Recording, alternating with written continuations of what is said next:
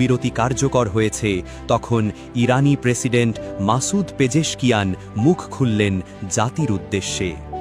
তিনি বললেন, এই বিজয় শুধু সেনাবাহিনীর নয়, এই গৌরব গোটা জাতির। মঙ্গলবার ২৫ জুন রাতে দেওয়া এক বিশেষ বিবৃতিতে প্রেসিডেন্ট বলেন, যুক্তরাষ্ট্র সমর্থিত ইসরায়েলি আগ্রাসনের মুখে আমাদের যে ঐক্য ও প্রতিরোধ ফুটে উঠেছে তা ইরানবাসীকে গর্বিত হওয়ার সুযোগ এনে দিয়েছে। তিনি বলেন, যে কোনো দেশের সবচেয়ে বড় শক্তি তার জনগণের সম্মিলিত মনোভাব ও প্রতিরক্ষা প্রেরণা। ইরান তা আবারও প্রমাণ করল। গত ১২ দিন ধরে চলা ইরান ইসরায়েল সংঘাতের অবসান ঘটে ইরানের জোরালো প্রতিরোধের মুখে। তেহরান দাবি করছে, শেষ মুহূর্তে ছোড়া ইরানি ক্ষেপণাস্ত্রগুলো দখলদার বাহিনীর অবস্থানে সরাসরি আঘাত হানে, যার ফলেই যুদ্ধবিরতিতে রাজি হয় ইসরায়েল। এই পটভূমিতেই প্রেসিডেন্ট পেজেশকিয়ানের ভাষণ সামনে আসে। তিনি বলেন, দেশে যে মূল্যবান ঐক্য ও সংহতি তৈরি হয়েছে তা শুধু এই যুদ্ধের ফল নয়, এটি আমাদের ভবিষ্যতের জন্য জাতীয় সম্পদ। এর ধারাবাহিকতা বজায় রাখা আবশ্যক। এই ঐক্যের প্রতীক হিসেবে তিনি সাধারণ মানুষ, যুব সমাজ, সেনাবাহিনী, বিপ্লবী গার্ড এবং উদ্ধারকর্মীদের ধন্যবাদ জানান। প্রেসিডেন্ট আরও দাবি করেন, শত্রুরা আমাদের সশস্ত্র বাহিনীর হাতে যে ক্ষয়ক্ষতি ও প্রতিরোধ পেয়েছে তার মাত্রা ইরানের প্রাপ্ত ক্ষতির চেয়েও বহু গুণ বেশি। আমরা শুধু সামরিক নয়, কূটনৈতিক ময়দানেও সফল হয়েছি।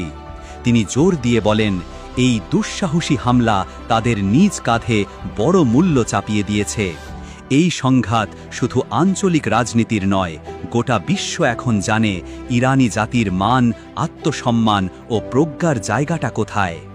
এই সময় প্রেসিডেন্ট পেজেশকিয়ান জাতিকে আহ্বান জানান, আমাদের উচিত এই বিজয়কে কেবল সামরিক অর্জন হিসেবে না দেখে একত্রিত জাতীয় মনোভাবের প্রতিফলন হিসেবে বিবেচনা করা। এমন গৌরবময় ঐক্য প্রতিদিন হয় না। তিনি বলেন, যুদ্ধ শেষে বিজয় উদযাপন করতে গিয়ে আমরা যেন আমাদের মূল্যবোধ ভুলে না যাই। একে অবশ্যই ভবিষ্যতের জন্য স্থায়ী শক্তিতে রূপ দিতে হবে। বিবৃতির শেষাংশে প্রেসিডেন্ট পেজেশকিয়ান বলেন, ইরান সবসময় আঞ্চলিক স্থিতিশীলতা ও প্রতিবেশী দেশগুলোর সঙ্গে সহাবস্থানে বিশ্বাস করে এসেছে। ইরানের প্রতিরক্ষা সক্ষমতা মুসলিম ও প্রতিবেশী দেশগুলোর সুরক্ষার জন্য ব্যবহৃত হবে।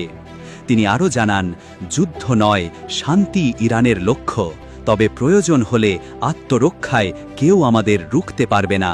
শত্রুরা বিভাজন, উস্কানি ও সংকটের মাধ্যমে আমাদের দুর্বল করতে চায়, কিন্তু জাতি তাদের সেই পরিকল্পনা ব্যর্থ করেছে। বিশ্লেষকেরা মনে করেন, যুদ্ধবিরতির পরে প্রেসিডেন্টের এই বক্তব্য অভ্যন্তরীণ রাজনীতিতে স্থিতিশীলতা ও জাতীয় ঐক্যের বার্তা দিতেই দেওয়া হয়েছে। সামাজিক মাধ্যমে ইতিমধ্যেই এই বার্তাকে ঘিরে ব্যাপক প্রতিক্রিয়া দেখা দিয়েছে। এদিকে তেহরানের রাস্তায় বিজয় উদযাপনে নেমেছে হাজার হাজার মানুষ। বিভিন্ন এলাকায় পতাকা মিছিল, স্লোগান এবং শহীদদের উদ্দেশ্যে শ্রদ্ধা নিবেদনের দৃশ্য চোখে পড়েছে। এক প্রান্তিক বাসিন্দা বললেন, আমরা যুদ্ধ চাই না, তবে যদি কেউ আমাদের সম্মান ও স্বাধীনতায় আঘাত করে আমরা জবাব দিতে জানি। এই বিজয় আমাদের আত্মবিশ্বাস আরও বাড়িয়েছে। পেজেশকিয়ানের ভাষণের পরপরই ইরানের সর্বোচ্চ নেতা আয়াতুল্লাহ আলী খামেনিও জাতির উদ্দেশ্যে অভিনন্দন বার্তা পাঠিয়েছেন। তিনি বলেন, এই ঐক্য যেন অটুট থাকে।